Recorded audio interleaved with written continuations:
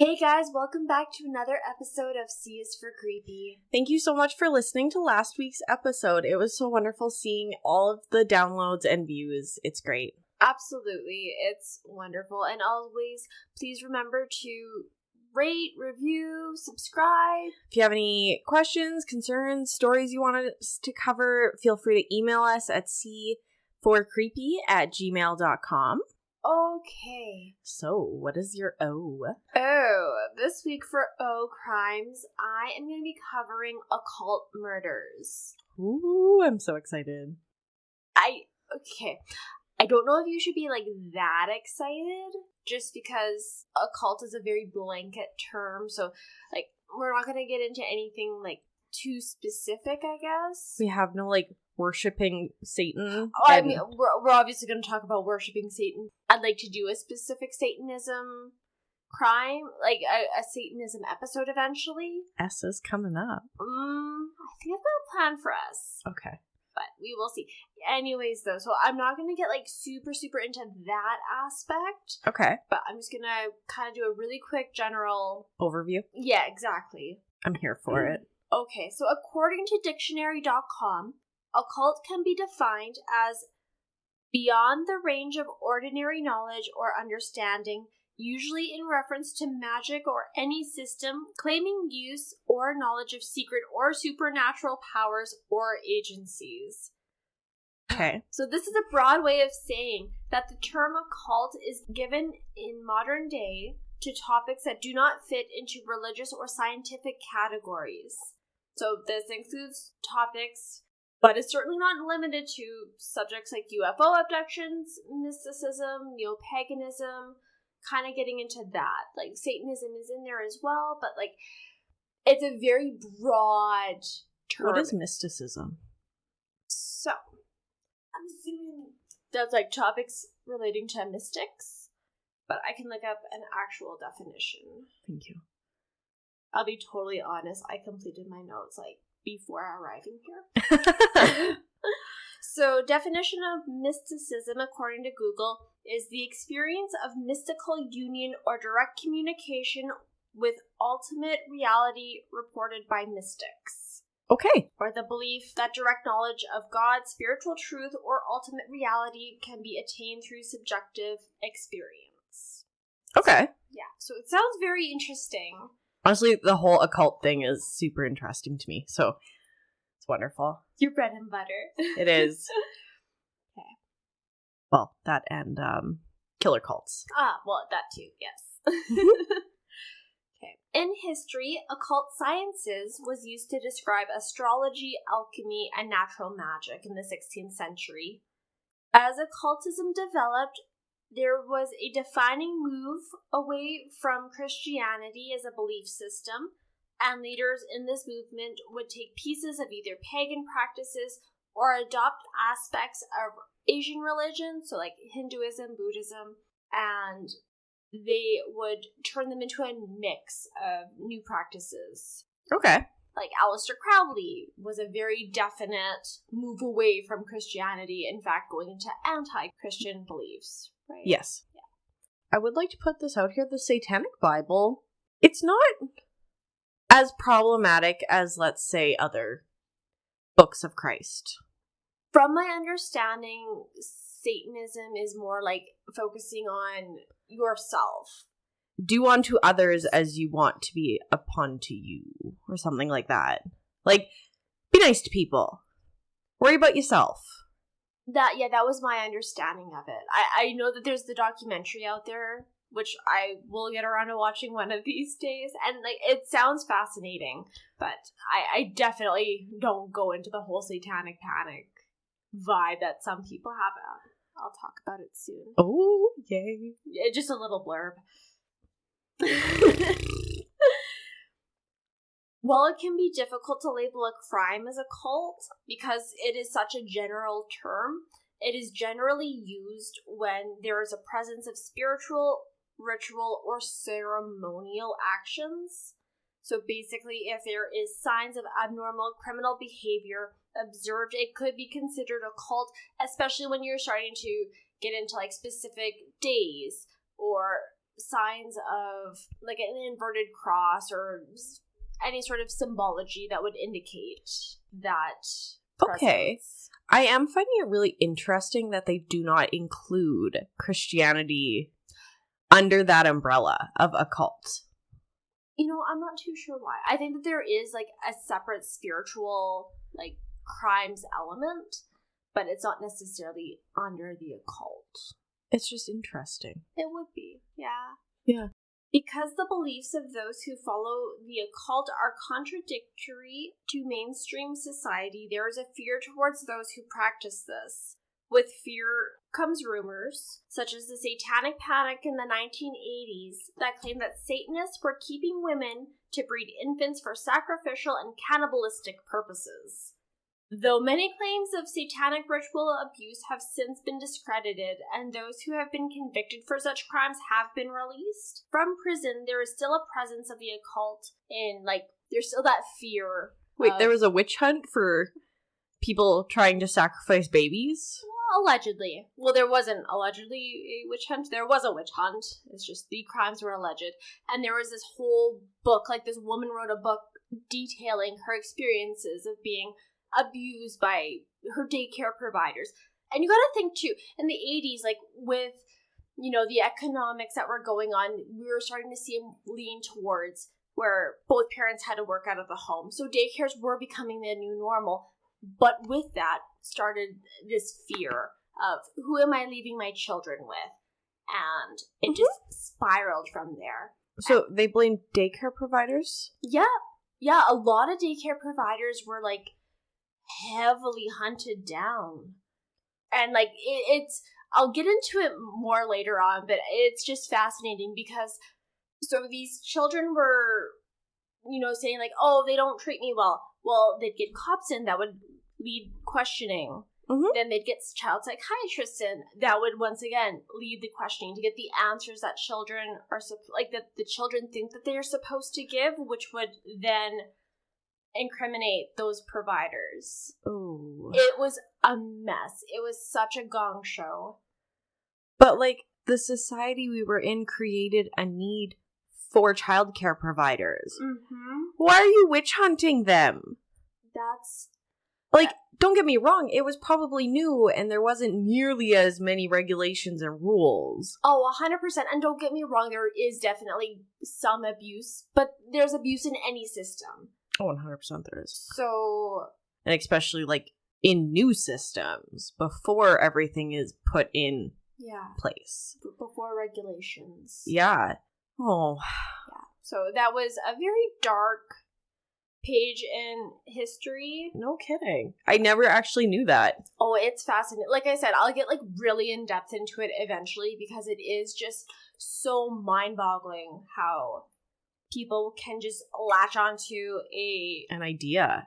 A fear-based idea too. I think that that's a very important aspect of it, is they're allowing their fear, like the witch hunts, they're letting their fear dictate these things. So yikes. So it is not often that someone will commit a crime with the intent of obtaining supernatural powers. It's not very often. There's like a few cases of someone trying that, but instead, according to the Encyclopedia of Criminology, published in 2005 by Arthur J. Gibson, the most common perpetrator of crimes labeled as occult are what he calls dabblers. These dabblers are essentially those considered as outsiders who are looking for a place where they belong, and in doing so experiment with different religions, spiritualities, and occult practices. So he focused more on like a fringe society. Okay. While the vast majority of crimes committed by these individuals, there are some groups who encourage criminal behavior as well. I did not look any more into that, but they are out there. In anything. Yeah. Okay, so on to my case. I am going to be covering the Beasts of Satan, a heavy metal band who has some dark secrets. Okay. And just to preface this, I listen to heavy metal. I enjoy rocking as much as the next person. And just because something is labeled as different. I don't know. Like, it's once again, you get into a fringe group and people just want to persecute. Mm-hmm. So, I'm not saying that all heavy metal bands are evil, is I guess what I'm trying to say. That's fair. Okay. A lot of articles and shows I watched on Beasts of Satan were very critical, too, of heavy metal and heavy metal music and how, oh, these are just propagating Satanism and death and, okay, you could say the same thing about rap encouraging violence, right? Like, yeah. Or country music. Oh, well, that's why my wife had an affair. She listens to country. Yeah, that's why I'm an alcoholic. Exactly. I listen to country music, you know? Exactly. Like, if we were to really break it down. Oh my goodness. That makes it really hard to go in unbiased.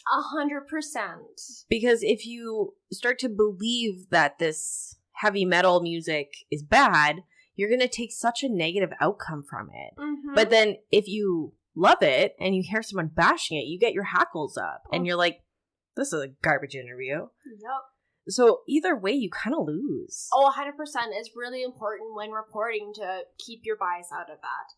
It's so important. There's been, I didn't cover it, but once again, fascinating. There was the case where this group of 3 teenagers killed a teenage girl, and her parents tried to sue the band Slayer because those kids that killed her daughter listened to their music, and she believed that was the influence that led to her daughter's death. So she tried to sue a band. Oh my god. Once again, incredibly fascinating case, but just, it's really important that we take these things with a grain of salt. Yeah. And are we starting a witch hunt over music? Exactly. No. It's frustrating. Like, there's better things to start witch hunts over. Mm-hmm. Music is not it. Mm-mm. Okay. As we're talking about unbiased reporting. Yeah, we're not very good at that, are we? All right. Well, let's get right into it. So, this case ends with a car accident. How does it begin? Well, I'm going to start here, and then I will share more information as we go on. But it's important that we start here. I feel like we're in a game of Clue. Okay, so located in Italy, the police, also called the Carabinieri, received a call advising them of an accident. When the police arrived to the spot of the distress call, a man was there. It was obvious to the police that the man was heavily under the influence of a cocktail of drugs, and he also looked incredibly sleep deprived. All the man would say is that his girlfriend needed help. Through the woods, the police located 2 vehicles. They were both in an accident, so one of the vehicles had hit the guardrail on a bridge. Okay. And the second one, it looked like it had tried to turn or swerve, but ended up turning diagonally and being stuck in between the 2 rails of the bridge. So it was unable to move. Okay. In the driver's seat of the car that was stuck, it was a gray, it was a little gray car. But in the driver's seat was a young girl. Not young girl. She was a young woman, I should say. And it looked like she was passed out or like she had overdosed. There was broken glass on the windshields and door, the windows in the car were broken. It looked like she had tried to break out of the car. Okay. And there was traces of her blood on there too. So either way, obviously something bad had happened. 2 of them were taken right over to the hospital. Okay. It was January 24th, 2004, and the couple was a 28-year-old man named Andrea Volpe,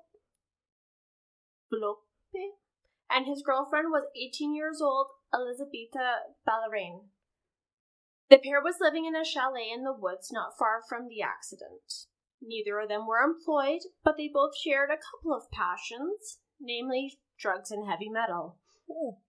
Upon questioning Ballerin, who was still feeling the effects of the drugs she had taken, the police were concerned about some of the things that she was telling them. and they decided that the whole incident just warranted further investigation. So they returned back to the scene of the accident, and they started digging in a little deeper. So they discovered that the gray car belonged to a woman named Mariangela Pizzotta, and they actually found her purse, her keys, and some other personal effects stuffed inside another bag in the trunk. Oh, that looks good. After confirming Pizzotta had not returned home last night, the police decided to search the chalet where the couple had been living. When they got there, the place was a mess. There was food and clothes and just garbage and other random stuff just littered around. Like, they did not care about cleanliness at all. Okay. There was also burning candles, there was a snake, and there was copious amounts of drugs. Okay, I'm sorry. They left burning candles? Let's remember, cocktail of drugs. I don't think fire safety was their priority. Okay. I'm kind of salty about it. I know. I can't leave. Like, I gotta make sure my hair straightener is turned off before I leave. I have to unplug it. Otherwise, I will get halfway to work and be like, oh no. Gonna burn the house down. Literally. I have to unplug it. And sometimes I even, like, take pictures of it. Just so I can go back and be like, did I unplug it? Yes, I did. Okay. Well, the police continued the search for Pizzotta outside, and they searched the grounds. There was a farmhouse that they looked, and they made a very startling discovery in the greenhouse. Poorly buried under some dirt was the body of Mariangela Pizzotta. Her hair, hands, and feet were visible from the mounds of dirt that was just haphazardly covering her. Like, I'm gonna go with copious amounts of drugs. I'm gonna go with copious amounts of drugs too. Okay. As she was uncovered, like, since she was so visible, the police really didn't have that difficult of a time locating her once they noticed, like, oh, there's a hand. Mm-hmm. But they were shocked by the injury sustained to her face. Like, she was pretty much unrecognizable. Ooh. Yeah, not great. There was also a gunshot wound to her neck. It was discovered that Pizzotta was Volpe's ex-girlfriend. Okay. They had been together for about 9 tumultuous years, and in, like, some of Pizzotta's diaries, she described, that he was like an addiction. Like, she had a love for him that she just could not resist. Okay. Answers started coming out about that night. Volpe had called his ex-girlfriend, Pizzotta, who was aged 27, asking her to drop off VHS tapes at the chalet, which she agreed to do. And I read VHS tapes, and I was like, I remember those. Pizzotta arrived at 11:30 p.m. with the tape and was greeted by the couple at the gate. They all went inside the house together, and Pizzotta and Volpe sat at the kitchen table talking, while Ballerine made coffees in the kitchen. When Ballerine returned to the sitting area, Volpe asked her to get 2 speedballs together, and that was described as a combination of cocaine and heroin. Okay. Ballerine recalled being confused by being asked to make 2 because there was 3 people present. Volpe and Pizzotta had started arguing when a gunshot went off. Pizzotta had been shot in the throat. She lay on the dining room floor, surrounded by her blood pooling around her. Volpe, in a panic shock, called a friend to come and help him with the situation. See, Volpe claimed that it was his friend, who was named Nicola Sapone, who had ordered Volpe to kill his ex-girlfriend. Sapone arrived at the chalet and was shocked to discover that Pizzotta was not dead. Oh. It was about half hour since the gun went off. So... Oh, that poor lady. Yeah.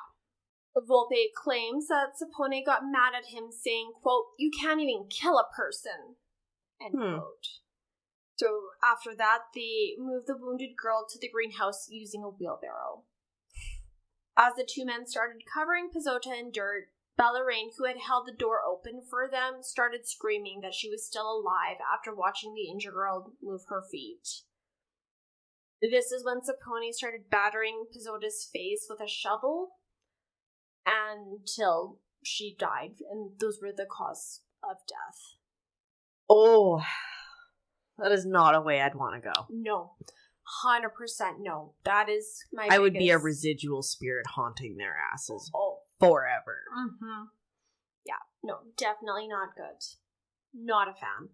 Especially, like, humans are just so shitty because we can die instantly from, like, tripping over our own feet and hitting our head, and that'll kill us. Yeah. But then we get shot in the neck and we cannot die. How is that fair? Right? Like, it's humans want to survive, and it just boggling, and I don't know. It's so scary just to think. I guess for me, that you should like, especially how the media portrays it. Somebody gets shot once and they're dead. Yeah, no, that's not the case. Wow. Or it's hiding under their jacket. Sorry to get dark there. Okay. So, once the poor attempt to cover her body was complete, Sapone ordered the couple to ditch Pizzotta's car. So, this catches us up from the beginning. Okay. So, why had Sapone ordered the death of Volpe's ex-girlfriend? This was because she was threatening to go to the police and reveal a secret that they could not let out. Volpe claimed that the band he was in was more than just a group of friends that would make music together. They were also a secret sect of Satan worshippers. You can be a Satan worshipper and, like, you know, just go on living your life. Not this group. Okay. And he revealed what he had killed Mariangela Pizzotta for knowing about. January 17th, 1998, in Milan, Italy, there was a young couple, Fabio Tolis, who was 16, and his girlfriend, Chiara Marino, who was 19, and they went to the Midnight Pub to see a show. Tolis was a bass player in the scene, and, like, part of the group, part of Beasts of Satan, and this is where they would all hang out. They would all hang out at the Midnight Pub. Okay. And do performances. So, and, like, the Midnight Pub was the epicenter of metal in the Milan scene, right? In Milan for the heavy metal scene. Okay. So the couple had spent the night drinking, enjoying themselves with their friends. Like, they're just having a good night. Well, Andrea Volpe decided that the night wasn't over and that the group should continue their party in the woods. Located 30 miles northwest of Milan, the wooded area was private and far away from the nearest town. Once there, the group continued to, like, drink, kind of party, did some drugs, you know, they were all having a good time. But soon Volpe's true intentions were revealed. Marino would be a sacrifice. Oh. Members say that there was different reasons why Marino was to be sacrificed. Some say it was because Volpe was threatened by Tolis and wanted to take the 16-year-old down a peg. And others say it was because Marion resembled the Virgin Mary. So reports vary. Okay. The young couple was murdered. Marino was stabbed through her chest, and Tolis was stabbed, but also he was beaten repeatedly with a hammer. And was that after he died? No, it was not. He died trying to defend Marino too. Okay. According to All That's Interesting article that I found, it says that one of the reports claimed that after the murders, Sapone shoved chestnut leaves down their throat, and also that he dipped his cigarette in their blood and smoked it. Other reports claim still that once the pair was buried in a large grave, that the cult group kind of just partied on and pretty much danced on their graves. Ooh. And they reports claim that either Volpe or Sapone mocked the dead couple, saying, quote, "Now you're both zombies. Try to get out of this hole if you dare." End quote. Ooh, okay. Yeah. Sapone had allegedly, to some reports, forced Tolis to call his father beforehand, saying that he wouldn't be returning home as he was going to be sleeping with his girlfriend that night. Okay. Finding this very suspicious, Mikhail Tolis, Fabio's father, told the police of the call when his son did not return home. Thinking that the two teenagers had just ran off, the police did not investigate further. Mm-hmm. Mikhail did not believe this, and he actually spent the next 6 years trying to learn everything he could about his son and, like, where he could have gone, what could have happened, and he ended up, like, just spending a lot of time in the heavy metal scene. Just, That's what his son was into, so maybe they knew. Mm-hmm. This, of course, led the man to the Beasts of Satan, whose members were all very much pushing the narrative that the young Fabio had ran away. So, while I've got this opportunity, I'm just going to quickly, here's like a quick member list. So, get ready for a lot of names. Okay. So, the leaders of the group were Nicola Sapone and Paolo Leone. And Paolo's nickname was Ozzy after Ozzy Osbourne. Okay. There was also Eros Montereso and Marco Zimpolo. Also in the group was Pietro Ghieri, Mario Macconi, Andrea Bonato, and Andrea Volpe. And while they were alive, there was also Fabio Tolis and Chiara Marino. And those two were kind of like at the bottom of the group. They sustained the most abuse, I'm gonna say, like stuff like spitting, biting. They had like cigarettes put out on them, and then they were sacrificed. Well, and it's shitty because they weren't just sacrificed; they had actually had 2 attempts made on their lives. So they tried to kill Chiara once by like making it look like a heroin overdose, but the police were there, so they decided not to. And after that incident, Fabio was like, not really into murder, guys, but I'm gonna still hang out.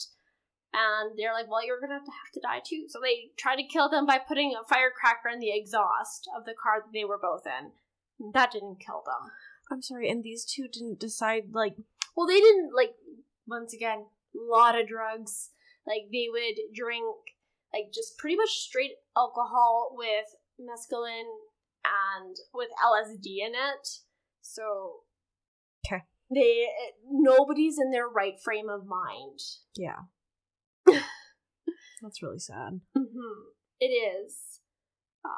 So, like I said, he knew of the plan to sacrifice Chiara, and that sealed his fate when he tried to start to distance himself from the group. Part of joining the group was the rule that you could only leave if you died. Oh. Because of the confession made by Volpe, he was hoping for leniency by confessing, and he helped the investigators. He directly directed law enforcement to where the bodies were buried from the 1998 murders. Aww. Though fingers were thrown around at each other for being the masterminds of the Beasts of Satan, it doesn't matter. Convictions were really swiftly placed. You're all going down for it. Exactly. Volpe was sentenced to 30 years in prison in 2005 for the 98 murders and the murder of Mariangela Pizzotta. Sapone was sentenced to life in prison in 2006. And it's kind of funny because his lawyer was trying to do a insanity plea for him, saying that the LSD was the reason why these things happened. But, yeah, no, he still got life in prison. He was considered the mastermind of the plots. So.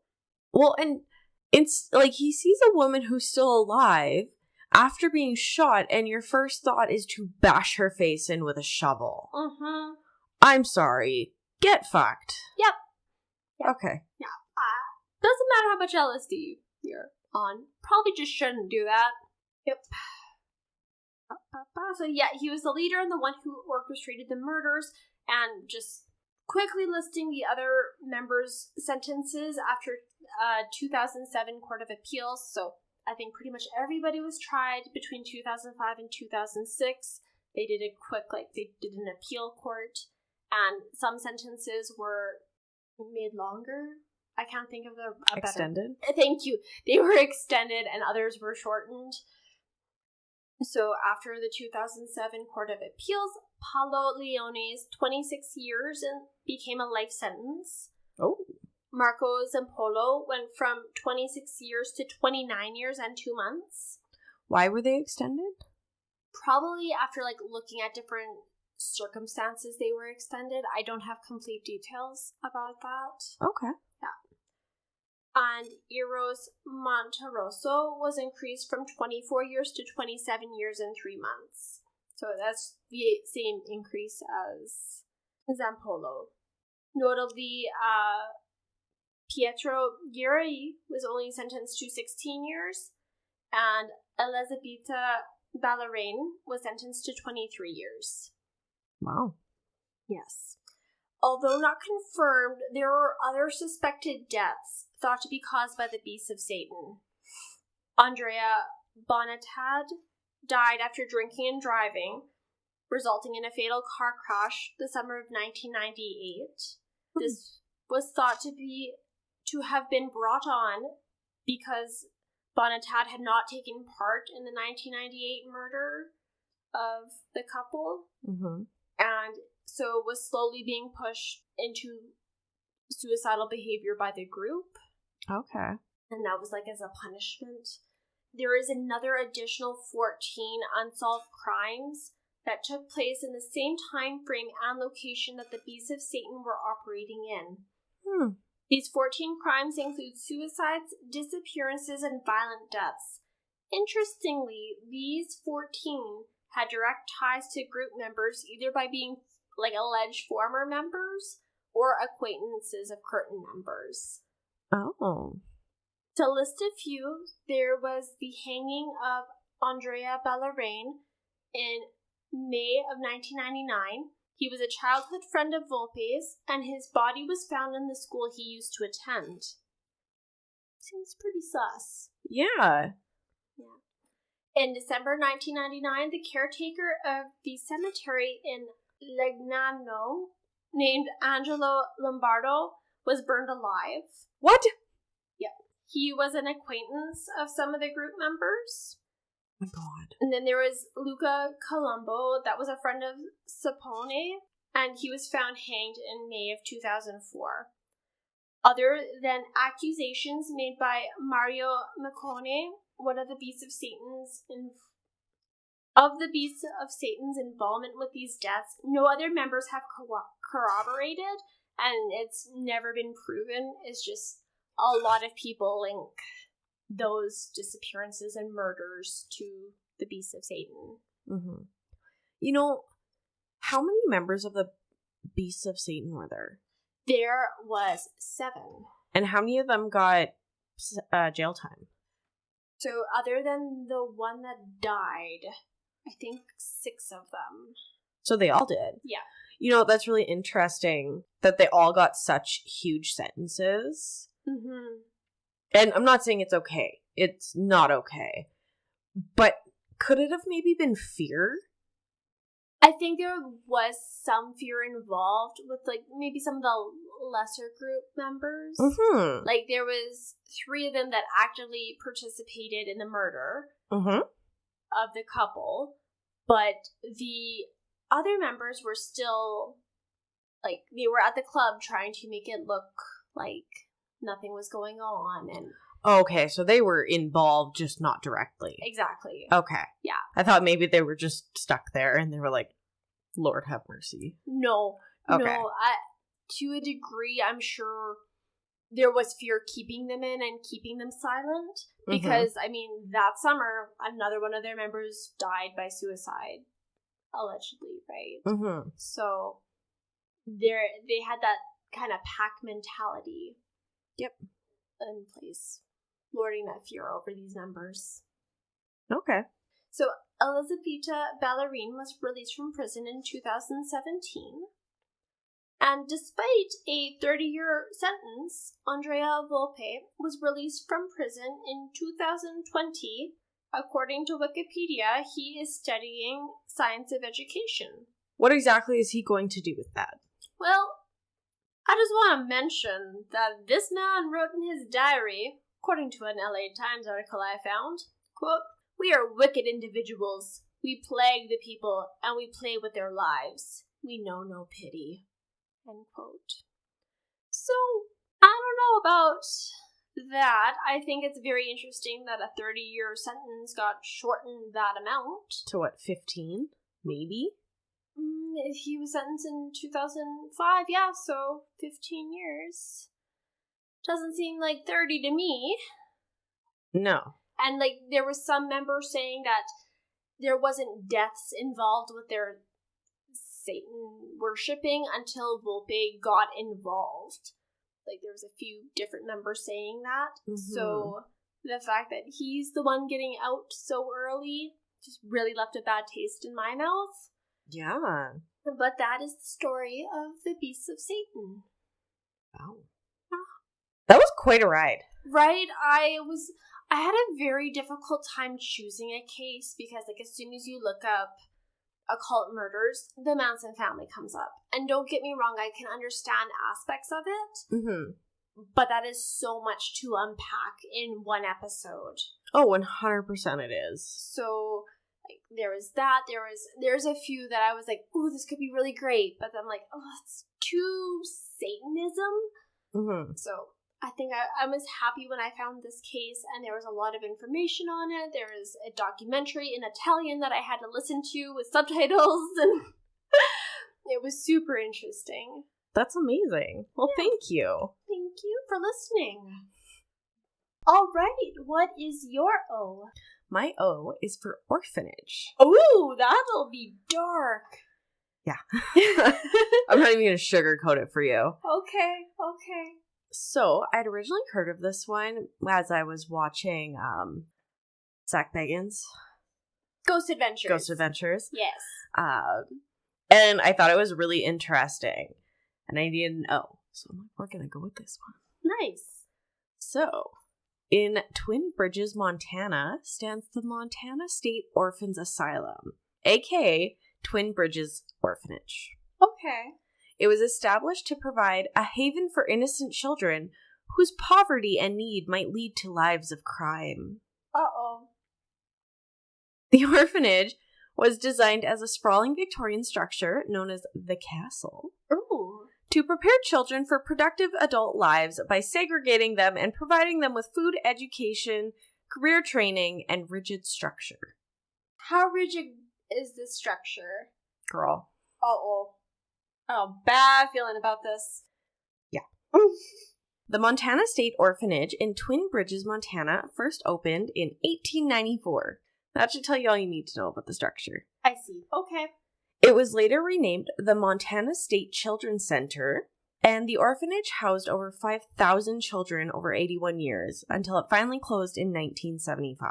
Wow, that's a lot of kids. Yeah. Wow.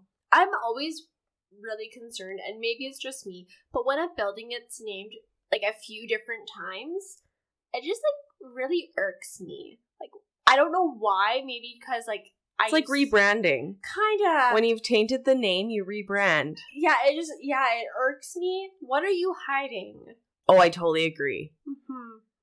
We see this a lot in my stories. Well, that's one thing I really noticed covering all the different many named haunted buildings. Yeah, it's wild. Mm-hmm. So, after Montana's mining boom declined in the 19th century, many families were left in poverty. A lot of children were placed in the Montana State Orphans' Home. Children were delivered to the orphanage for a variety of reasons. Some had lost their parents, while others sadly had parents who simply could no longer care for them. Aww. If a mother had been widowed and had no income, or families just had too many little mouths to feed, sometimes they had no choice but to turn over their children in hopes that they'd receive a better life. Aww. The population at the orphanage boomed during the Great Depression. Yeah.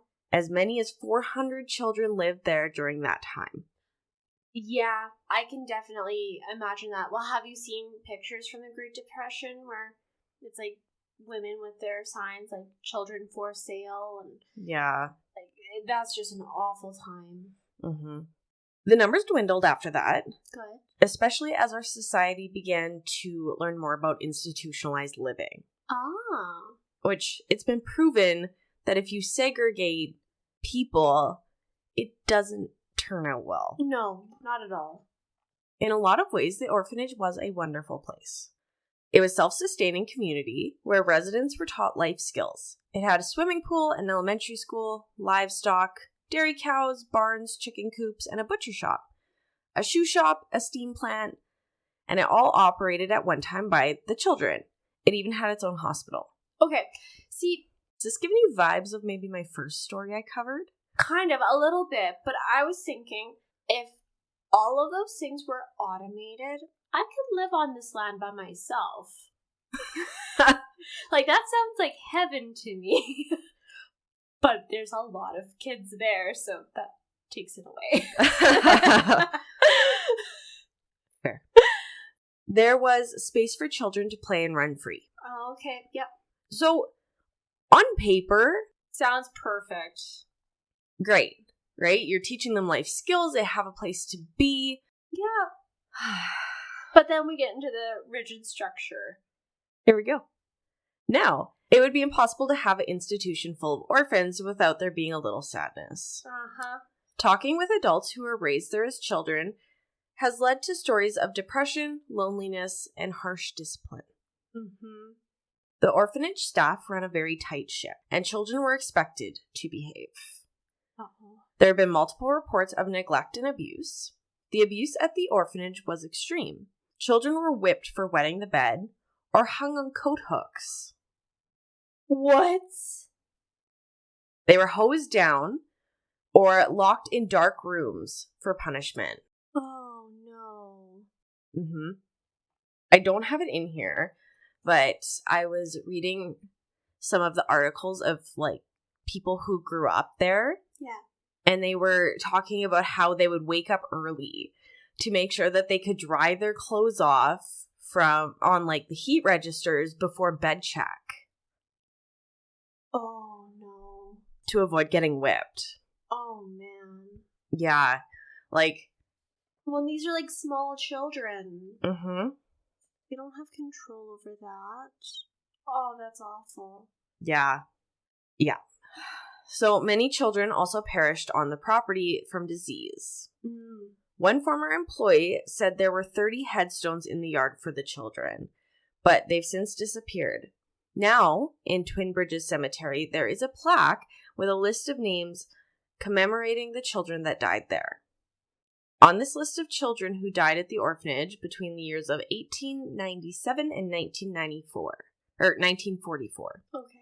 There are 116 names, but it is believed that there is more, as the list only contains documented deaths. Oh.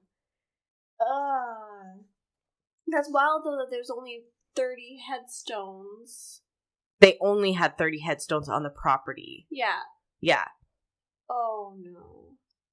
Oh, I don't like that. Well, nobody's gonna drop their kid off if you have 100 headstones out front. Yeah, but there was 5,000 over the time period. Yeah. I guess that doesn't sit well with the image that they're trying to portray. No. One excerpt from the Seattle Times from a former resident wrote, "Their toothbrushes hung among 50 others, 50 identical hooks for their washcloths in a cottage set aside for boys of a certain age. Every morning, they watched the same ritual, the whipping of bedwetters. Every Tuesday night, they ate stew. Every Wednesday, they ate beans. Every Thursday, hash or chipped beef. Every Friday was fish." Gotta say, though, I'm not a fan of that menu. No. I would die if I had to eat beans every Wednesday. I would not be thrilled. I would die if I had to eat stew every Tuesday. You know what? That's a good point. What is a chipped beef, anyways? I don't know. I don't know. Not a fan. It's also not very inclusive. You know, like, what if people have allergies? What if I want to eat chicken? Huh? They had coops. They had chicken coops. So, yeah, like... that would have been for the eggs. They're probably all laying chickens, right? I feel like you can still eat laying chickens. I mean, you can, but... I don't know. I don't know. I'm just saying, like, as far as menus go, like... That's pretty sad. On top... Could you imagine being whipped and being like, I'm getting whipped on fucking bean night? Oh my god. Could you imagine being whipped after bean night? Oh no. And then all you've got is hash to look forward to.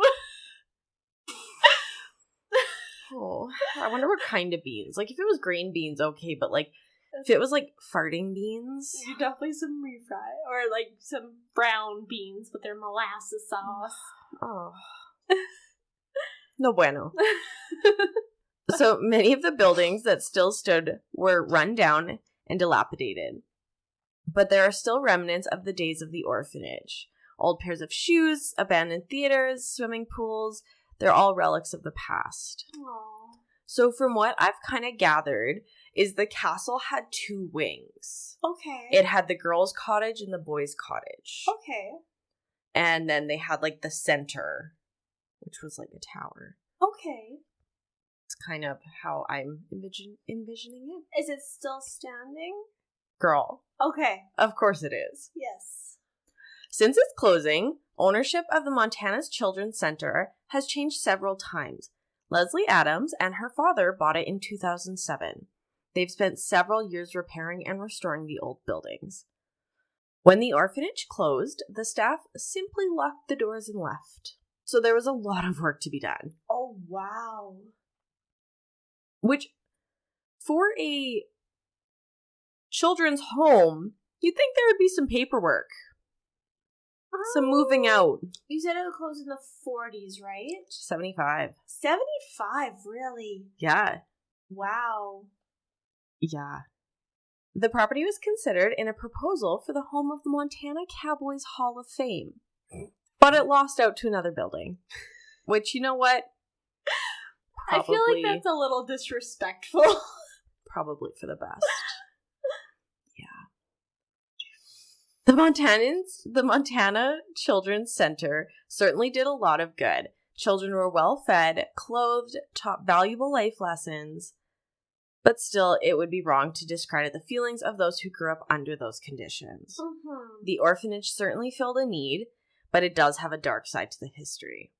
Leslie Adams is the current owner of the property. She's lived on the property since 2007. Oh, she's got to have some good ghost stories. And claims to have heard children singing inside of the abandoned buildings. Oh, no. She says she doesn't get creeped out by the old buildings anymore, and provided the following statement.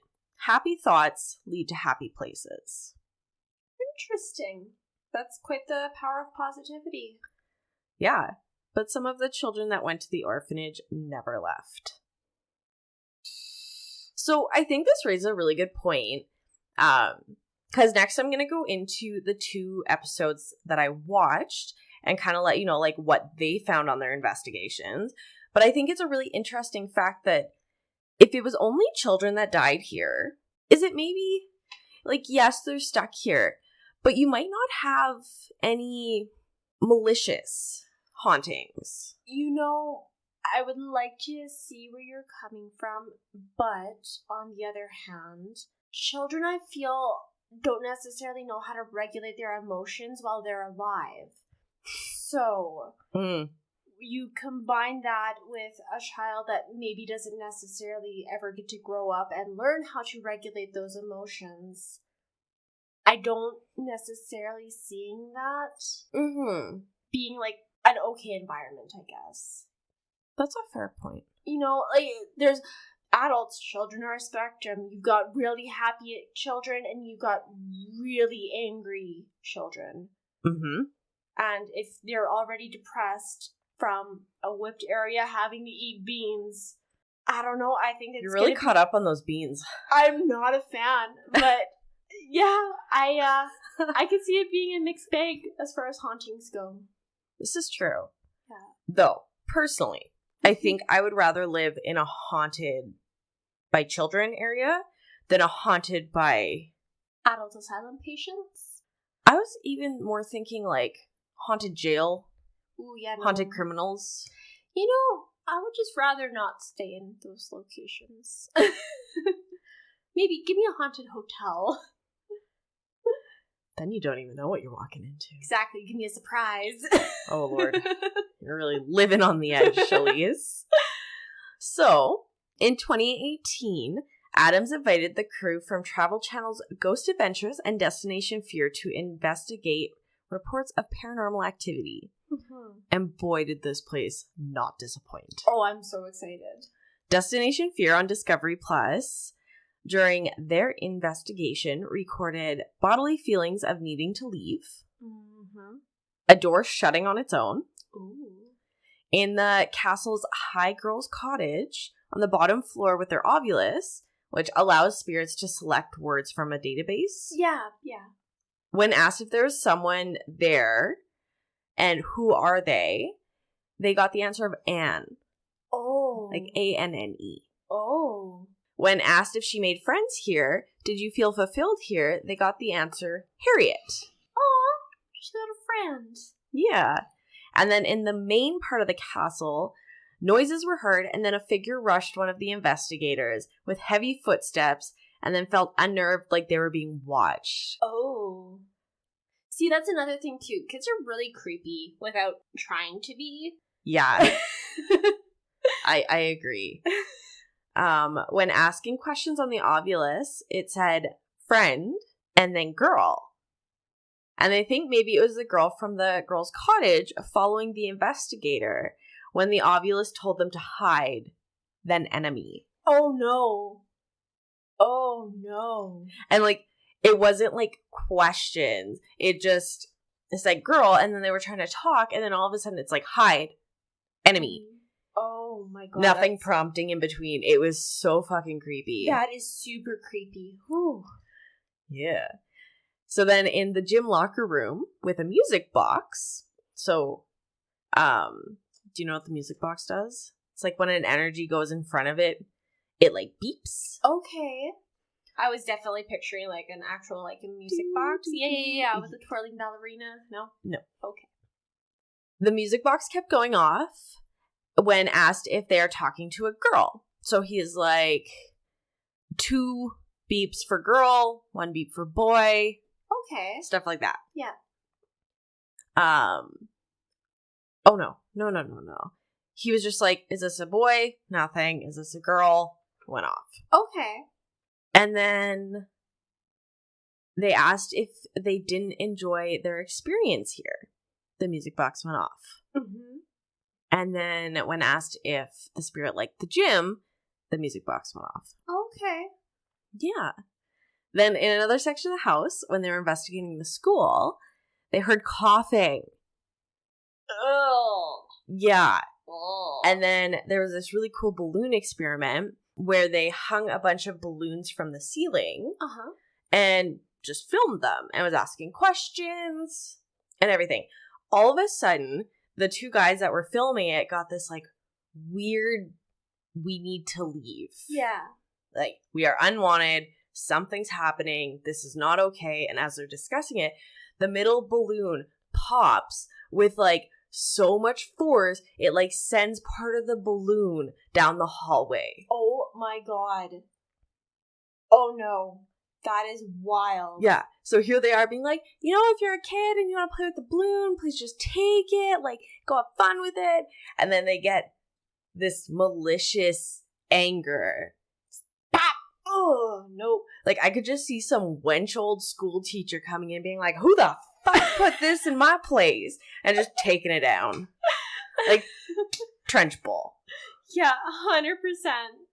Oh my God, that is creepy. Yeah, 100%. So then, the Ghost Adventures on Discovery Plus. This made my stomach churn, so I had to include it for you. Okay. When talking to a previous employee, sat down and talked to the crew, she laughed about shoving a child's head in a toilet bowl for sassing her. I think the fuck not. You old wench. Literally. She went on live TV without, like, blurring her face. Her name is right up in there. And she was like, yeah, I told this boy to go and clean the toilet. And he gave me this, I don't want to. She was like, I'll show you don't want to. And shoved his head in the toilet bowl and flushed it a couple times. And then she's sitting on live TV giggling about it.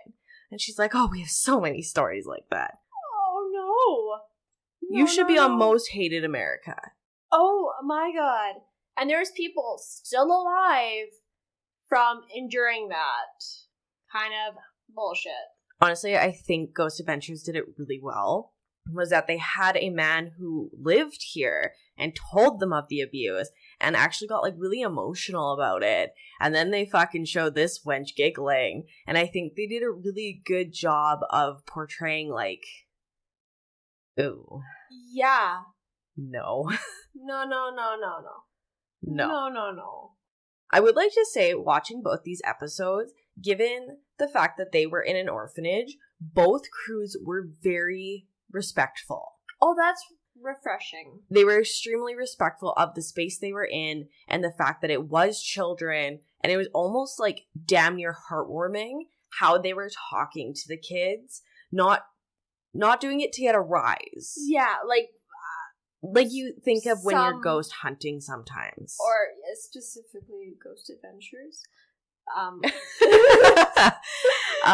Yeah. So it was really heartwarming to see that. Okay. I think they did a really good job covering such a shitty place. Awesome. That's always so refreshing to hear. Yeah.